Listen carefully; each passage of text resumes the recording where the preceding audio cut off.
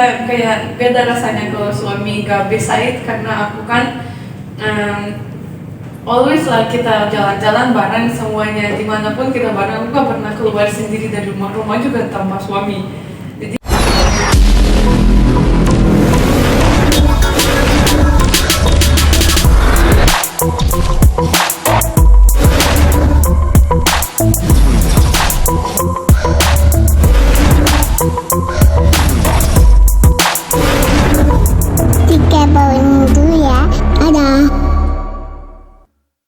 banyak gue mau bahas kali ini. Banyak punya aku cerita, very important ya.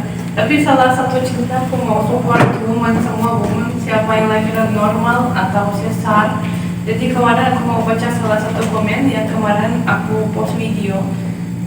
Dan aku kan lahiran 2 kali normal. Jadi ketiga jadinya sesar karena emang sarankan dari dokter. Apa yang namanya itu? Pusat apa? Lilitan varikosa. Karena itu kan bukan pilihan aku, jadi sarankan karena emang jadi bahaya kan kalau keluar sendiri, jadi bisa jadi bahaya, jadi nggak mau resiko. Jadi ada banyak juga perempuan kayak gini pengen normal tapi misalnya saran dari dokter gak bisa kan gitu. Jadi salah satu komen kemarin aku dapat waktu aku post video ya, lagi bahagia gitu, dan salah satu komen berarti dia belum tahu rasain normal perjuangan seorang ibu. Jadi gimana ya, itu menurut aku gak benar komennya. Kenapa? Karena semua perempuan lahiran normal atau enggak bukan cara yang tetap ibu dong, cuman caranya bagaimana kasih sayang ke anaknya kan, itu dua-duanya sakit. Jadi aku lahiran normal 2 kali dan aku lahiran sesar, itu bukan gampang segitu. Kalau misalnya normal orangnya pikir itu sakit, iya emang sakit juga, tapi sesar juga sakit, jalannya juga harus belajar dulu pertama hari gitu kan. Jadi aku mau support banget woman-woman semua, siapa yang lahiran, jangan masuk hati kalau orangnya bilang kayak gitu, karena ibu itu sudah kuat banget dong, lahir anak itu gak gampang. Jadi kita harus support every woman, sesar atau normal tetap jadi ibu dong, bukan kayak kalau sesar berarti ke ibu atau berarti gak rasain kayak gimana itu normal, ya itu aja. Mungkin sedikit aku jelasin ya, karena istriku kalau ngomong terbalik-balik udah kelaparan. Jadi mungkin pada bingung semua apa sih yang ngomong ya. Jadi begini, tujuannya adalah memberikan motivasi ataupun semangat kepada semua perempuan ya.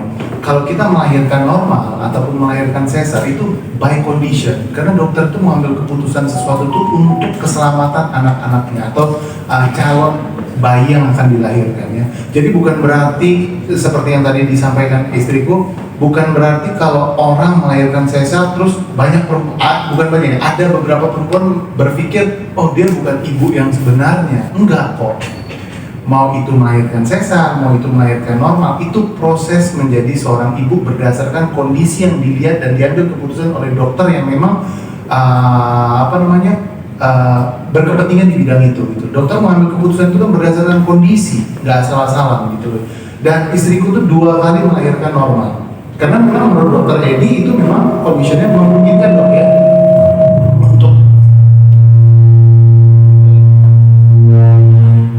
karena memang memungkinkan untuk lahir normal. Tapi kalau yang ketiga itu tidak memungkinkan untuk lahir normal, itu aja. Dan satu yang pasti dari saya, anak saya yang pertama perempuan, kedua perempuan, ketiga perempuan, saya siap sampai 12, sampai satu lusin pokoknya ngejar laki-laki gitu. Kalau nggak dapat laki-laki nggak ada pokoknya, pabrik nggak boleh tutup, hayam terus, ya kan? Kurang lebih kayak gitu. Tapi aku investasi di situ.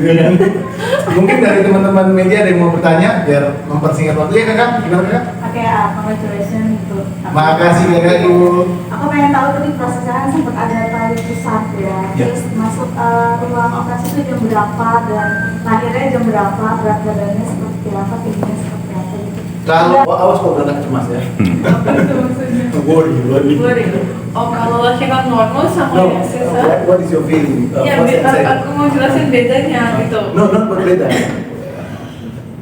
when first time and second time I'm beside you, right? Oh, And third time the I'm most first time ya, panik banget suami gitu. More first time, right? No. Maksudnya gimana?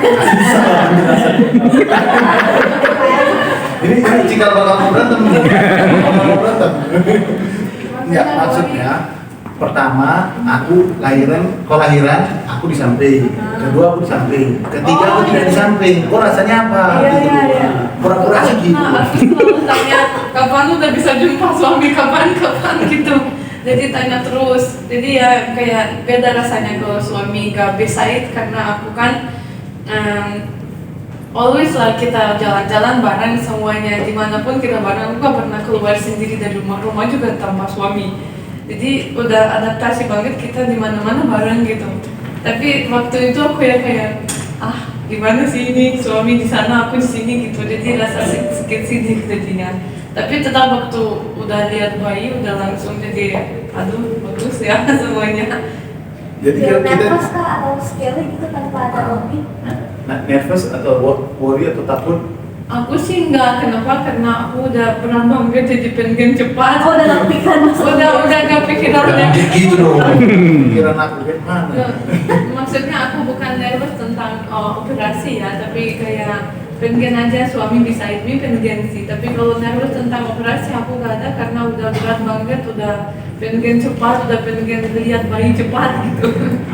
Itu aja. Oke.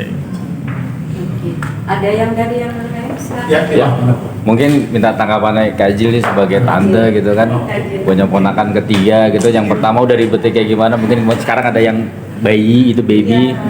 Gimana tanggapannya? Ya, Kak Jil? pastinya kita berharap semua sehat, semua udah lahir sehat. Begitu Kak Jil pertama kali lihat babynya lucu banget, adikku itu lucu banget.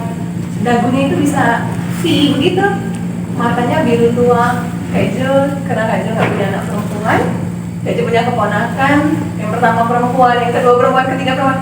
Jadi seakan-akan punya anak perempuan yang banyak. Semua sayang sama Kak Jil, sudah cinta. Yang penting sehat untuk mami, sehat untuk baby. Kelihatannya mirip siapa Kak Jil? Kenapa saya? Ngelihatnya sekarang mirip yang siapa? Bapaknya atau mamahnya? Kayaknya lebih ke keluarga mami ya. Iya sister sayangnya, lebih ke keluarga sister. Sayang, jadi kayaknya lebih ke belakang ya sister sayangnya. Bagus juga mami lah. nggak apa-apa. Jadi kan jadi cantik kan. Kalau kira kamu kurang cantik jadi ganteng pula dia nanti kan. Itu hidungnya panjang banget sayang. Bersyukur ya. Iya. Bersyukur. Lucu banget anak sister bagus lucu. Anak bagus sister semua unik lucu. Sebentar. Nah, sayang. Karena ini penting juga nih ya. Karena kebetulan anak saya ini cantik-cantik semua kan. Ada 3 cantik-cantik anak saya kan. Terbukti cantik-cantik. Jadi saya ini udah memutuskan hari ini saya mau jual sperma saya se-Indonesia. Jadi siapa yang mau beli ya nanti bisa kabarin ya. Boleh dok di rumah sakit dok, nggak boleh ya. Jadi boleh kabarin ke media saya ya, ke media saya. Ini betulan ini serius sekali. Jadi yang mungkin merasa kerepotan mendapatkan pilihan sperma yang baik, terbukti anak saya cantik-cantik nih ya. Nah, jadi saya mau kasih sperma yang berkualitas, saya mau jual dengan harga yang murah meriah, ya. Tinggal kabarin aja kalau raminya cukup, nanti baru kita mulai pembukaan, oke? Gitu ya. Jangan lupa ditekankan supaya semua orang tahu saya memang niat sekali nih mau menjual sperma yang berkualitas ya. Harga bisa dibicarakan. Dokter Edi siap membantu. Ada yang mau tanya lagi? Bapak mungkin ya Kak? Untuk nama, udah ada namanya. Sudah ada Kak. Namanya Javin Sharichai. Javin itu sebetulnya gini Kak, anak kedua kita Hani mau manggil kakaknya Jasmine, dia nggak ngerti cara ngucapin nama kakaknya Jasmine karena dia masih usianya 2 tahun. Jadi dia manggil kakaknya Jasmine itu Javin. Jadi dia mau manggil Jasmine tetapi manggilnya Javin. Nah terus ya udah akhirnya kita mutusin Javin plus namanya Anastasia kan Syah belakangnya kan. Jadi kita mix Javin Syah Richan. Kalau Richan memang nama keluarga. Berharap bisa rich itu kaya, tapi itu nggak harus kaya uang. Kita bisa kaya hati, kaya perbuatan. Nah itu sih tujuannya. Berapa lama mempersiapkan nama itu? Apa di kehamilan berapa udah ada nama? Tiba-tiba Ending ya? Hah? jadi nama Javin. Javin jadinya tiba-tiba gara-gara yang Hani panggil Javin aku pikir why not kalau Javin juga bagus kan nama. Yang pertama kan Jasmine ya, kedua Hani, ketiga Z lagi ya, Z. 2JH1. Betul kata. Itu kata. Terus gimana sih, kan makannya dengan kehadiran adiknya ini gimana gitu? Ada cemburunya nggak? Ini yang luar biasa sekali ya. Kau yang jelaskan paling cocok. Kalau si anak kita gak ada cemburu, aku lihat banyak anak sih cemburu yang kecil-kecil gitu.